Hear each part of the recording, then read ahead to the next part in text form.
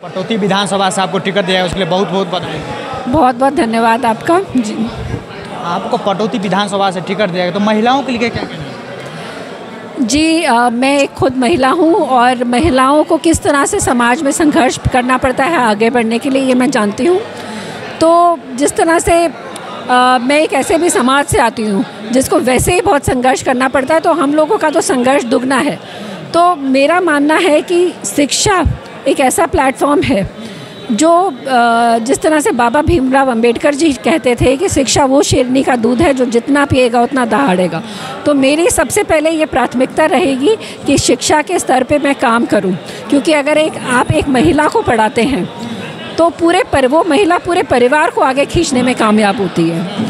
तो महिलाओं में भी मेरी शिक्षा प्राथमिकता रहेगी। उसके बाद जो मैं चाहती हूँ कि महिलाओं के लिए भी, जिस तरह से आपने देखा कि पटौदी क्षेत्र में आज तक भी कोई बड़ी यूनिवर्सिटी नहीं खुली है, आबादी बढ़ गई है पर शिक्षा का स्तर जो है वो गिरता ही जा रहा है। तो एक यूनिवर्सिटी खोलना चाहूँगी जिसमें वोकेशनल स्टडीज़ भी रहें, और ताकि मेरे जो महिला बहनें हैं जो 12वीं के बाद निकलती है और कहीं ना कहीं आगे नहीं जा सकती हैं पढ़ाई करने के लिए, या अपने उस एरिया में भी सीमित रह जाती हैं, तो उनको भी वो सुविधाएं मिले जिससे वो कुछ अपना रोज़गार कर सकें या कुछ अपना घर से ही काम कर सकें।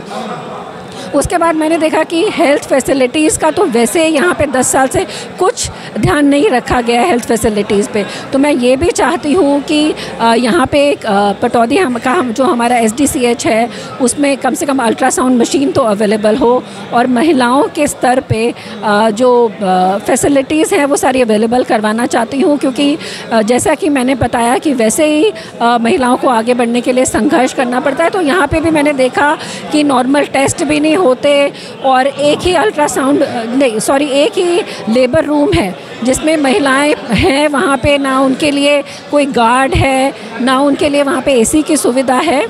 तो मुझे लगता है मैं हर स्तर पर महिलाओं को तो आगे ज़रूर बढ़ाना चाहती हूँ। यहाँ से बहुत सी जो हमारी महिला बहनें हैं वो कुश्ती में आगे बढ़ना चाहती है। हरियाणा प्रदेश में बहुत से बच्चे हमारे हैं जो खेल में भी आगे हैं। तो मैं चाहती हूँ कि स्टेडियम्स अवेलेबल हों, उनके लिए उस तरह की सुविधा हो कि चाहे वो कुश्ती में जाना चाहे या किसी और में खेल में भी जाना चाहे तो वो आगे बढ़े और हमारे पूरे हरियाणा स्टेट का नाम रोशन करें और पटौदी का भी नाम रोशन हो। कहीं ना कहीं बीजेपी आरोप लगाती है जो विनेश फोगाट को जो टिकट गया है, कहीं ना कहीं ये सारी जी बीजेपी क्या लगाती है आरोप या नहीं, मैं सबसे पहले तो अपना डिस्कशन पटौदी क्षेत्र तक ही सीमित रखना चाहूँगी।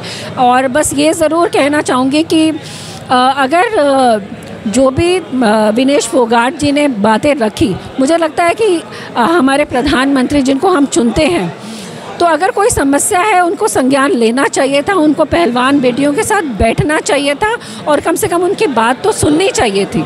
तो मुझे लगता है कि कहीं ना कहीं बेटी बचाओ बेटी पढ़ाओ का नारा देने वाली पार्टी कभी महिलाओं के साथ नहीं रही है, चाहे वो मणिपुर की बात करें और चाहे वो अपनी पहलवान बेटियों की बात करें। तो साजिश थी या नहीं वो एक मैटर मुझे लगता है कोर्ट में था, उसको डिसाइड करने के लिए टाइम देना चाहिए था। तो जो पार्टी महिलाओं के साथ खड़ी नहीं रह सकती तो वो ये पार्टी महिला विरोधी पार्टी है। और मुझे लगता है कि इस बार महिलाओं के साथ साथ जनता ने मन बनाया है कि ऐसी पार्टी को वो बदल के रखेंगे। मैम बात करें बीजेपी को तो बीजेपी ने भी कैंडिडेट एक महिला को ही खड़ा कर रखा है, और बात करें कांग्रेस को तो कांग्रेस से आपको भी एक महिला है, आपको टिकट दिया है, तो दोनों में क्या रहेगा? जी मेरा जनता से यही निवेदन रहेगा कि अगर वो अपना और अपने परिवार का विकास चाहते हैं, पटौदी क्षेत्र का विकास चाहते हैं, तो ज़रूर मुझे एक मौका दें, क्योंकि मुझे लगता है कि पटौदी क्षेत्र जनता के सामने है। हर समस्याओं से पटौदी क्षेत्र जूझ रहा है, चाहे वो सड़क की हो, चाहे रोज़गार की समस्या हो, चाहे हेल्थ फैसिलिटीज़ हो, चाहे इंफ्रास्ट्रक्चर हो, चाहे लॉ एंड ऑर्डर हो। तो यहाँ पे पटौदी क्षेत्र में किसी भी चीज़ पे पिछले 10 सालों में ध्यान नहीं दिया गया है। पटौदी जो कि हमारे हरियाणा की पहली CM सिटी रही है, उसको विकास से इतने सालों तक वंचित रखा गया है। और जनता के पास हर कैंडिडेट की रिपोर्ट है। मुझे लगता है जनता को मुझे मौका देना चाहिए। और जिस तरह से मेरे पिताजी को उन्होंने 2005 में अपना आशीर्वाद दिया था और उन्होंने बढ़ चढ़ के जनता के काम किए थे, तो अगर मुझे भी वो मौका देती है तो अपने पिताजी के पद चिन्हों पे चलते हुए मैं ज़रूर पटौदी क्षेत्र को एक ऐसा क्षेत्र बनाना चाहूँगी जो कि हरियाणा में अपनी जगह बनाने में कामयाब हो। तो आपको क्या लगता है जो कांग्रेस जो है बीजेपी का जो एक मजबूती सरकार है, क्या उसको तोड़ पाएगी इस बार? जी, इस बार हमने लोकसभा चुनाव में जबकि माहौल था कि कांग्रेस पार्टी तो एक भी सीट नहीं ला सकती है, हमने बीजेपी को 5 सीटें जीतकर हाफ पर ला दिया था। और इस बार हमारा मानना है कि इस बार कांग्रेस पार्टी बीजेपी को हरियाणा से साफ करने वाली है। और जिन जिन मुद्दों पे हम बातें कर रहे हैं वो विकास के मुद्दे हैं, वो मुद्दे हैं जो जनता जिससे जनता अपने आप को कनेक्टेड फील करती है। और जो समस्याएं जनता जिन समस्याओं से जूझ रही है उन्हीं समस्याओं को कांग्रेस ने अपने मैनिफेस्टो में भी रखा है। और ये भी दर्शाता है क्योंकि बीजेपी ने भी कोशिश की है उन चीज़ों को अपने मैनिफेस्टो में भी लाने की। और एक जिस तरह से जनता, पटौदी क्षेत्र की जनता फैमिली आईडी की चाहे समस्या हो, चाहे प्रॉपर्टी आईडी की समस्या हो, इन समस्याओं से तो जूझ ही रही है। और ग्राउंड पे भी बाकी फैसिलिटीज़ में भी यहाँ पे मुझे लगता है ग्राउंड लेवल पे कोई काम ही नहीं किया गया है। तो मुझे लगता है बीजेपी का इस बार हम पूरा सुपड़ा साफ करेंगे और ये सिर्फ विकास की राजनीति है और किसी भी तरह की और कोई राजनीति नहीं। मैम, बीजेपी बात करती है जो हमको तो विकास पे वोट दिया जाता है, तो क्या लगता है इस बार जो बीजेपी जो पटौती में आ पाएगी या कांग्रेस की सरकार? जी, बीजेपी ने हमेशा एक भ्रम का माहौल बनाया है, चाहे वो 2014 में आई हो, कुछ मीडिया हाउसेस को अपने साथ रख के अच्छे दिन आएंगे का वायदा करके है, चाहे वो 2014 में आई हो, कुछ मीडिया हाउसेस को अपने साथ रख के अच्छे दिन आएंगे का वायदा करके, चाहे कि ब्लैक मनी बाहर से वापस लाने का उन्होंने एक माहौल तैयार किया और उन्होंने बोला कि किसानों की आमदनी दुगनी करेंगे। जनता 2019 में भी मन बना चुकी थी कि बीजेपी को बदल के रखेगी और फिर पुलवामा हुआ और फिर से बीजेपी ने मुझे लगता है राजनीति करके वोट अर्जित करने की कोशिश की। और अब हम हैं 2024 में, तो इन पिछले 10 सालों पे ग्राउंड में कुछ भी काम नहीं हुआ है।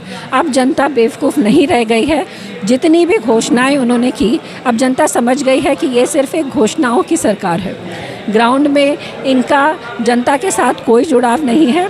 और जिस तरह से आप देख रहे हैं कि इतने बीजेपी से भी लोग हमारे कांग्रेस पार्टी से जुड़ने की कोशिश कर रहे हैं, तो मुझे लगता है कि इस बार कांग्रेस पार्टी यहाँ से जीत हासिल करने में बिल्कुल सक्षम रहेगी। पटौती विकास को लेकर, सॉरी पटौती में विकास को लेकर जी, मैंने हमेशा आपको कहा कि हमारा सौभाग्य है कि राव बीरेंद्र सिंह जी 1977 में यहाँ से पहले चुने हुए मुख्यमंत्री रहे हैं और पटौदी क्षेत्र ने हरियाणा को अपना पहला मुख्यमंत्री दिया है।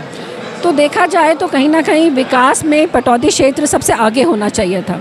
राव बीरेंद्र सिंह जी प्लानिंग मिनिस्टर भी रहे हैं। चंडीगढ़ जिसको एक प्लांट सिटी बोला जाता है, वहाँ पे भी उनका योगदान रहा है। तो किस तरह से हमारे पूर्वजों की सोच थी, तो हमारी जनता जब उस समय एक ऐसे कैंडिडेट पे अपना विश्वास जताती थी जो हर तरह से विकास कराने में सक्षम थे, तो मुझे लगता है 2024 में जनता को एक मौका देना चाहिए ऐसे कैंडिडेट को जो जनता के मुद्दों को बड़ी पंचायत में ले जाने में सक्षम हो, यहाँ पे विकास कराने में सक्षम हो। तो मैं जिस तरह से एक वकील भी रही हूँ, तो मेरा जनता से ये निवेदन है कि इस बार मैं जनता की लड़ाई लड़ना चाहती हूँ। जनता मुझे आशीर्वाद दे, मुझे यहाँ से जिता के भेजे और मैं उनको आश्वासन देती हूँ कि जनता के हर मुद्दे पे मैं खरी उतरूँगी और उनका हर केस लड़ने में मैं कामयाब रहूँगी। तो आपकी जो सरकार आएगी, आप जो विधानसभा में चुनाव मतलब मतदान आपका आएगी और उसका मतदान पूर्ण बहुमत मिलेगा, तो सबसे पहले आपका क्या होगा?